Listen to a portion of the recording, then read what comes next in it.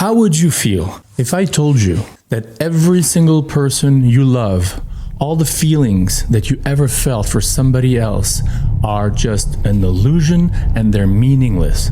How would you feel about that?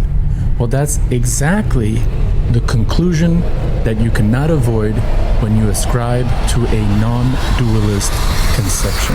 So in this video, you'll learn 3 reasons why non-dualism falls short in many respects, and including in the very basic logical respect, like it doesn't even make sense. And if you stick around to the end, I'll add a little bonus, quickly comparing Christian mysticism and claiming that Christian mysticism is 1,000,000 times better than straight up non-dualism. If you're here for the first time, welcome. I'm Cyril. I have about 30 years of experience of practicing Bhakti yoga. I studied at the University of California and at Oxford. And the first reason why non-dualism falls short is, as I said in the intro, it destroys any idea of personalism, of individuality. For those who are not familiar with non-dualism, or in Indian terms or in Sanskrit terms, Advaita Vedanta, the conclusion ultimately is that you're God, I'm God. We're all one. And any idea of individuality, like being a person, is categorized as just being a phenomena of ego. And since ego is bad, you got to get rid of ego, and therefore you got to get rid of any idea that we're individuals. And therefore, the only thing that ultimately counts and is real, as the famous saying goes, Brahma Satyam Jagat Mithya. Anything in this world is false, but we'll deal with that on the second point. Ultimately, we're all one. There is just a divine it, or a divine, in Sanskrit, Brahman, or spirit. And therefore, to think that you're an individual, to think that I'm an individual, to think that your mother's an individual, or your father's, or anybody is an individual, with everything that comes along with individuality, such as free will and such, as we'll see in the second point, expressions and experiences of emotions, that's all meaningless. That's all a big illusion. We're all one. Now, what happens if we are individuals? And what happens if the very Vedic literatures that propound Advaita Vedanta, in some sections of them, also propound the idea that we are all individuals, and that spiritual individuality is not an illusion? Here, as opposed to other channels where there's not many references to the actual Vedic literatures that are presented, I make it a point to quote the famous text called the Bhagavad Gītā. If you've never heard of the Bhagavad Gītā, you can click up here. You'll see a basic introductory text. Bhagavad Gītā meaning the Song of God, the most famous text among all the Vedic literatures, and the one that all the yoga and Hindu quote-unquote traditions ascribe to. Now, in the second chapter of the Bhagavad Gītā, where, as you know, Krishna speaks to Arjuna, Krishna makes a very simple point at chapter 2, verse 12, where he says, Natvevaham jatu nasam natvam nemejana nacheva na bhavishama sabha sarve vayam atak param. He tells Arjuna, never was there a time when I did not exist, nor you, nor all these kings, nor in the future shall any of us cease to be. And when Krishna says that in the future, none of us shall cease to be, in other words, we will continue being individuals in the future, what is meant here is that it's not just in the future in 5 years or 10 years or 15 years. What is implied here is after death, after the death of the physical body, you and I, even God himself is saying I. In other words, God is not just Brahman, but he's a person. But closing that parenthesis, he's claiming that we are all individual persons, even after death, in our next lives, or even after liberation. If a soul is fortunate enough to get out of the samsara cycle, you've heard of that, the cycle of birth and death in which the soul is stuck in, that individual soul, according to the Bhagavad Gītā, is still an individual. So on the strength of that verse and many other verses from the Vedic literatures, we can make a strong claim, which is, I think, very much backed up by modern science, especially in the field of studies on the paranormal, out-of-body experiences, near-death experiences, especially children who claim to remember their past lives, that the individual self not only survives physical death, but is an individual. Now, as a small parenthesis, if you allow me, speaking of scientists, it's interesting to notice that among the few scientists out there, whether they're, biomolecular chemists or physicists, who do tend to flirt with spiritual paradigms to explain reality, there's always this sort of default falling into the Advaita or the non-dual idea. I don't know if you've ever heard of a guy called Fernando Kastrup. He's kind of like quite popular these days. He preaches what he calls analytic idealism. And, on the basis of philosophy backed up with science, he claims that ultimately consciousness is non-dual. Like consciousness is not only fundamental, but it really is reality. But he always defaults to what he himself even says. Yeah, I'm basically an Advaita Vedantist, a non-dualist, that we're all one. Individuality is an illusion. I personally don't see things that way. To use the language you just used, I see life as a variety of mirrors, and even though they are distorted and they are based on delusion, they are still mirrors. There is still a meaning inherent to experiencing oneself through the walls of delusion and confusion in our culture. So that's the first point. Now, if you allow me, here's the second point, why non-dualism, based on what I just described, falls short. The implications of claiming that individuality is an illusion are really tragic. That's why often Vaishnava saints in the Bhakti yoga tradition talk about the idea of non-dualism, or the goal of non-dual practice or sadhana is, merging with God and being one, or realizing we are all God.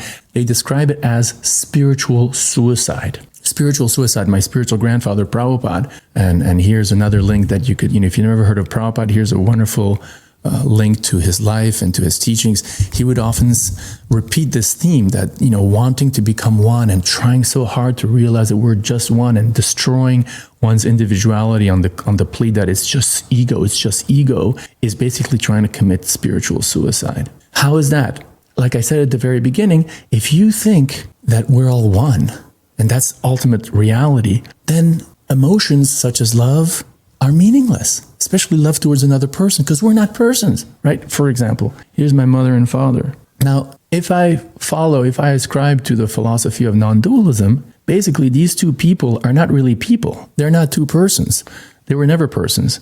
They were God. They just thought that they were individuals. And I thought, I'm an individual too. And the love that they had for me, they're passed away, and the love that I had and I still have for them, that love is an illusion. Why? Because expressing love is something that people do. Persons experience love. Love is a two-way street. Love is not just an it, a divine it or a divine state of being. There can maybe be a state of being where there's a sense of satisfaction and peace, maybe. But experiencing exchanges of love, that only takes place between persons, right? As they say, it takes two to tango. So if we're all one at the end of the day, and only all one, then your love for your parents, your love for your wife, your love for your husband, your love for your brother or your sister, your love for people in humanity, your love for your pet, and ultimately your love for God, that's all meaningless. Love itself is meaningless. I mean, how tragic is that? What do you think? Am I exaggerating here when I say this? If I am, please mention it in the comment. I'll definitely look at what you say. So before finishing, as I promised, I said I'd add a little bonus here on Christian mysticism and claiming how Christian mysticism, and when I say Christian, it doesn't matter whether it's Orthodox or Catholic or even Protestant, what I'm talking about here is a monotheistic paradigm. Christianity and all its expressions is ultimately a monotheistic paradigm, just like Vaishnavism is, where the idea of a personal God who's perhaps one with us, but certainly different too, is there, maybe in our heart, or in heaven, or in both places, and is extending his love towards us, waiting for us to respond to him. And then, there's this, like Christians often talk about a relationship with Jesus, right? A relationship with Christ. So when you read famous or maybe not famous prayers, or you read the life of saints, or if you're a Protestant, you don't believe in saints, okay, whatever, of great Christians, let's say, and you read their testimonies and you read their expressions of devotion for God, those expressions of love, of devotion, of humility, of love, yes, of bhakti in Sanskrit, are 1,000,000 times greater, 1,000,000,000 times greater than the endeavor to just be one with the divine. We're all one, we're all God. How boring. And so while Christian mysticism or Christianity in general may be seen by followers of Sanatana Dharma or the Vedic traditions as being somewhat incomplete because of a lack or lacuna theologically speaking, like, they don't know about reincarnation, they may not even know about the three modes of material nature, Vedic cosmology, the different planetary systems, and so on. So, you could make a strong claim that the Vedic literatures offer a lot more sophisticated and specific information about God, about our relationship with God, than perhaps the Christian Bible. But the point is this, though. What trumps even quantitative knowledge of God is devotion, is love, is devotion. At least that's the conclusion of the devotional traditions, of which Christianity obviously is, and of which the Bhakti tradition is, and of which non-dualism is not. Remember, because in non-dualism, you don't exist, I don't exist, God as a person doesn't exist, we're all one. Language doesn't even mean jack. And that's why I think I forgot to mention the third point, excuse me, but logically, this doesn't even make sense. So I gave you the bonus first. Now here's the third point. Logically speaking, non-dualism doesn't make sense. And I'll tell you why. For this simple reason, if we are all God, if we're all one, how does God fall into illusion? Let me rephrase that. If we are all one, and one in the sense of being God, by definition, God is always transcendental. God is never under illusion. Now, as a small parenthesis, the typical counter-argument to that coming from the non-dualist is, yeah, but this is just a divine play. It's a game. It's a divine play, right? Then the counter-argument to that is like, really? Why would God play at, being one of the 500,000 people killed by Mao in China, or by Stalin in Russia, millions of which were killed? Or, why would God play at being raped? Or why would God play at, being molested by, or being a molester or a child, or being a molested child? Like all why would God play at, I'm in Los Angeles right now. Why would God play at, being a victim of the big fires that just took place in Pacific Palisades, et cetera, et cetera? Why would God do that? And so then the dialogue usually goes, well, but this is just language. Ultimately, God is beyond language. That's the final. So coming back to the original challenge, how can God fall into illusion? How can God fall into illusion? We are certainly in Maya, as the saying goes right now. For those who don't know the word Maya means illusion. We are in illusion. We're identifying with the body. We're in this cycle of birth and death as souls. Why are we in this cycle of birth and death if we are God?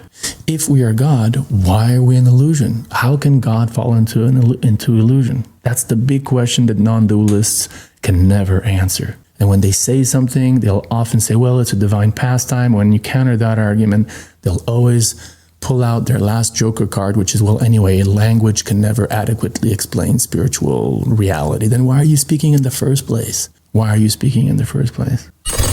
So here are the three reasons and the little bonus. I hope you enjoyed it. Now, finally, you could say, well, I really am interested in Krishna consciousness or Vaishnavism or Sanatana Dharma or in the Vedic literatures, but do I have to call myself a Hindu? Do I have to use this, tag called Hinduism? Do I have to write Hinduism on my forehead in order to believe in karma, or in believe in Krishna, or to believe in the three modes of nature, or in the authority of the Bhagavad Gītā? Well, that's a really interesting question, and I suggest you follow the link to the next video here, in which I described and talked about the actual word Hinduism, the history of the word Hinduism, how it came to be, and trying to offer an answer to this question, am I a Hindu or am I not a Hindu? I hope you enjoy it, and see you next time. And remember, we are more than our physical bodies.